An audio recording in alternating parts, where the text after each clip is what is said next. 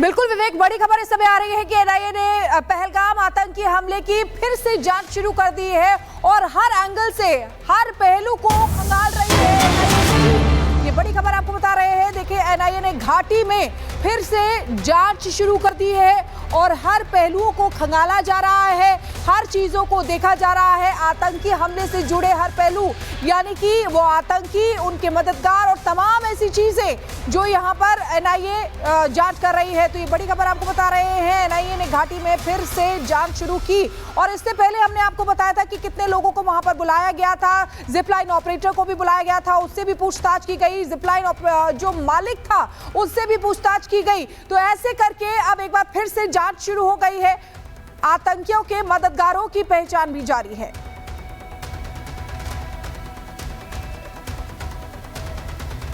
मौजूद है जतिन, खास अपडेट क्या है इस वक्त? बिल्कुल, देखिए एनआईए के डीजी इस समय बैसरन घाटी में मौजूद है और तस्वीरें मैं आपको दिखा दूं। ये सामने आप बैसरन घाटी देख रहे हैं, यहीं पर एनआईए के डीजी अभी मौके पर मौजूद है। कल जिस तरीके से 3D लेजर मैपिंग इस पूरे इलाके में की गई, उसी का मुआयना आज यहाँ पर खुद डीजी कर रहे हैं और ये जानकारी मिल रही है कि शाम तक एक डिटेल रिपोर्ट तैयार की जाएगी जिसको गृह मंत्रालय को सौंप दिया जाएगा। ये तस्वीरें आप देख रहे हैं उसी बैसरन घाटी की तस्वीरें हैं। कितने हाइडआउट थे, किस तरीके से आतंकी इस घाटी में दाखिल हुए और किस तरीके से आतंकियों ने एग्जिट लिया, ये तमाम ऐसे सवाल है जिनके जवाब 3D लेजर मैपिंग से साफ तौर पर खंगाले जाएंगे। और यही कारण है कि एनआईए के डीजी अब यहां पर पहुंचे हैं। आप देखेंगे पूरे रोड को बंद कर दिया गया है। तकरीबन 45 मिनट से ज्यादा का समय हो चुका है। एनआईए के डीजी ऊपर तमाम जो ऑफिसर्स हैं उनके साथ मौजूद है। हालांकि इससे पहले एनआईए के डीजी ने तमाम बैठक भी की। वो बैठक जम्मू कश्मीर पुलिस के साथ थी। वो एनआईए की 2 टीमों के साथ बैठक जो है संभवतः यहां पर की गई, जो लगातार इस मामले में इन्वेस्टिगेट कर रहे हैं। ये भी जानकारी मिल रही है कि कल एनआईए की टीम जो 3D लेजर मैपिंग करने इन घाटी में पहुंची थी, तो कुछ चश्मदीदों को अपने साथ लेकर पहुंची थी। उन चश्मदीदों से पूछा गया कि आपने आतंकियों को किस रास्ते से आते हुए देखा। उन चश्मदीदों से पूछा गया कि किस रास्ते से आतंकी को भागते हुए आपने देखा, आतंकियों की मूवमेंट किस तरीके से थी। और यही कारण था कि 3D लेजर मैपिंग उन्हीं स्टेटमेंट के आधार पर की गई है। अगर मेरे विजय पंकज थोड़ा आगे आएंगे तो मैं आपको तस्वीरें दिखाऊं इस घाटी की, इस बैसरन घाटी की, तो आप देखेंगे कि दोपहर के 12 बज रहे हैं। सबसे ज्यादा लाइट इस समय होती है, लेकिन अभी भी इस जंगल में कई ऐसे डार्क स्पॉट है जहां पर आपको अंधेरा लगेगा। यही कारण है कि 3D लेजर मैपिंग इस पूरे इलाके की जा रही है, ताकि ये चेक किया जाए कि कितने हाइडआउट्स यहां पर हैं, आतंकी किस तरीके से उन हाइडआउट्स का इस्तेमाल करके फरार हो सकते हैं। आप ये देखिए, जंगल के ठीक बीचों बीच आप देखेंगे तो आपको बिल्कुल डार्क नजर आएगा।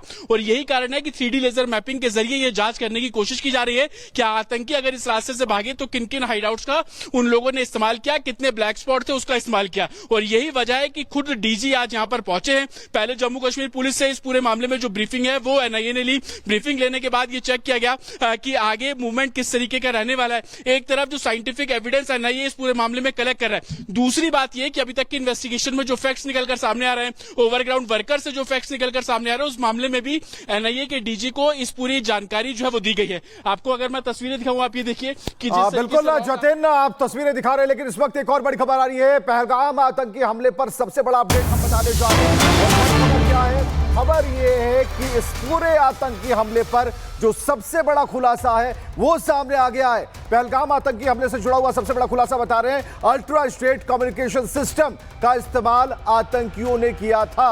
अल्ट्रा स्ट्रेट कम्युनिकेशन सिस्टम के जरिए मैसेज भेजे जा रहे थे और इस सिस्टम के 2 सिग्नल ट्रेस हो चुके हैं। तो जतिन हमारे साथ लगातार बने हुए, एक से एक सिस्टम जिसका इस्तेमाल किया गया, तब भी छुपकर हमला किया, छुपकर निहत्थों पर हमला किया। जतिन,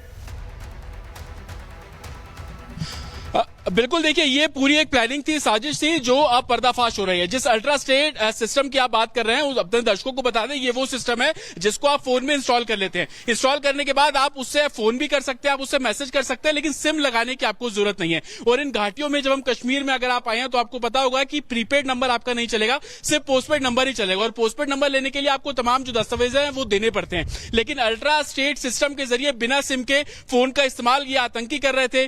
3 ऐसे फोन उस समय एक्टिव थे जिसमें से 2 के सिग्नल ट्रेस किए जा चुके हैं। और उन सिग्नल को ट्रेस करके जब उसके डाटा को खंगाला गया तो पता लगा कि पाकिस्तान ऑक्यूपाइड कश्मीर में बैठे जो उनके हैंडलर थे वो लगातार डायरेक्शंस दे रहे थे और उनसे लगातार बातचीत हो रही थी। प्लानिंग इस लिहाज से है क्योंकि 20 तारीख को ही इस बैसरन घाटी में आतंकी जो है वो पहुंच गए थे। 2 दिन उन्होंने रैकी की, 21 तारीख और 20 तारीख की शाम को जब पहुंचे तो उस समय भी रैकी की गई। 2 दिन जब रैकी की गई तो उसमें यही पता किया गया कि बैसरन घाटी में जितने भी डार्क स्पॉट है, आतंकी वारदात को अंजाम देने के बाद किस तरीके से एस्केप किया जा सकता है, कहां छुपा जा सकता है, कहां अपना हाइड आउट बनाया जा सकता है। और सबसे महत्वपूर्ण बात, इन 2 दिन की रैकी में आतंकियों ने यह भी जानने की कोशिश की कौन सा ऐसा टाइम स्पैम है जिसमें टूरिस्ट सबसे ज्यादा होते हैं। इन 2 दिनों में उन्होंने ये देखा कि जो कि इस घाटी के सबसे ऊपर जो टूरिस्ट स्पॉट्स है जिसको साइट सीइंग करने लोग पहुंचते हैं, दोपहर को 2 बजे से लेकर 2:30 बजे का बीच ऐसा है जब सबसे ज्यादा टूरिस्ट स्पॉट होते हैं और वही समय चूज किया गया आतंकियों द्वारा आतंकी वारदात को अंजाम देने के लिए। और यही कारण था कि एनआईए की टीम उस समय वहां पर पहुंची।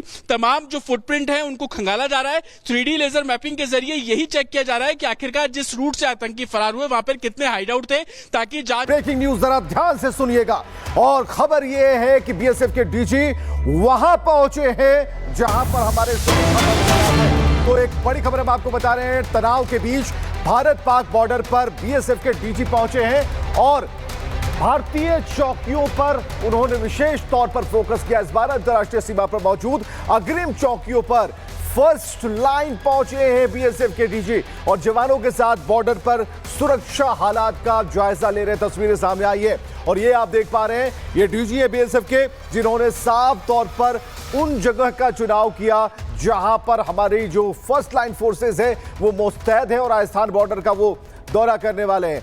तो एक बड़ी खबर हम आपको बता रहे हैं और ये तस्वीरें जहां पर हर तरह से पाकिस्तान जो है वो बैकलाइन पर है, लेकिन फ्रंट लाइन पर हमारे जो सैन्य है, सैन्य शक्ति है, बीएसएफ के जवान है। तो वहां पर इन वॉरियर्स को आप देख पा रहे हैं जहां पाक से बदले का जो काउंटडाउन है वो शुरू है। तस्वीरें आ रही हैं और किस तरीके से वहां बीएसएफ के डीजी पहुंचे, उन इलाकों का मुआयना किया, उन चौकियों का मुआयना किया है, कुछ निर्देश दिए गए हैं और इसके बाद उन्होंने वो पूरी फ्रंट लाइन का दौरा कर यह जानने की कोशिश की है कि हमारी जो तैयारी है वो किस कदर आगे बढ़ रही है। शिका के पास चलते हैं बड़ी खबर के लिए।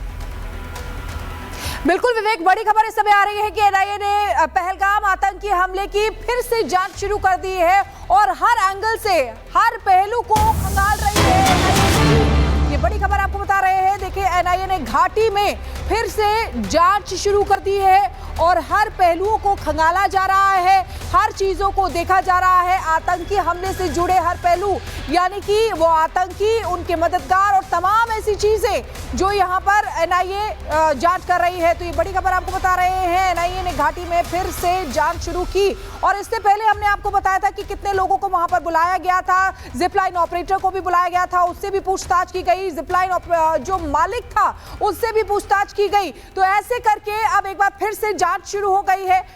आतंकियों के मददगारों की पहचान भी जारी है।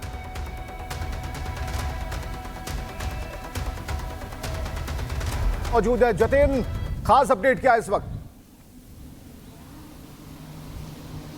बिल्कुल, देखिए एनआईए के डीजी इस समय बैसरन घाटी में मौजूद है और तस्वीरें मैं आपको दिखा दूं। ये सामने आप बैसरन घाटी देख रहे हैं, यहीं पर एनआईए के डीजी अभी मौके पर मौजूद है। कल जिस तरीके से 3D लेजर मैपिंग इस पूरे इलाके में की गई, उसी का मुआयना आज यहाँ पर खुद डीजी कर रहे हैं और ये जानकारी मिल रही है कि शाम तक एक डिटेल रिपोर्ट तैयार की जाएगी जिसको गृह मंत्रालय को सौंप दिया जाएगा। ये तस्वीरें आप देख रहे हैं उसी बैसरन घाटी की तस्वीरें हैं। कितने हाइड आउट थे, किस तरीके से आतंकी इस घाटी में दाखिल हुए और किस तरीके से आतंकियों ने एग्जिट लिया, ये तमाम ऐसे सवाल है जिनके जवाब 3D लेजर मैपिंग से साफ तौर पर खंगाले जाएंगे। और यही कारण है कि एनआईए के डीजी अब यहां पर पहुंचे हैं। आप देखेंगे पूरे रोड को बंद कर दिया गया है। तकरीबन 45 मिनट से ज्यादा का समय हो चुका है। एनआईए के डीजी ऊपर तमाम जो ऑफिसर्स हैं उनके साथ मौजूद है। हालांकि इससे पहले एनआईए के डीजी ने तमाम बैठक भी की। वो बैठक जम्मू कश्मीर पुलिस के साथ थी। वो एनआईए की 2 टीमों के साथ बैठक जो है संभवतः यहां पर की गई, जो लगातार इस मामले में इन्वेस्टिगेट कर रहे हैं। ये भी जानकारी मिल रही है कि कल एनआईए की टीम जो 3D लेजर मैपिंग करने इन घाटी में पहुंची थी, तो कुछ चश्मदीदों को अपने साथ लेकर पहुंची थी। उन चश्मदीदों से पूछा गया कि आपने आतंकियों को किस रास्ते से आते हुए देखा।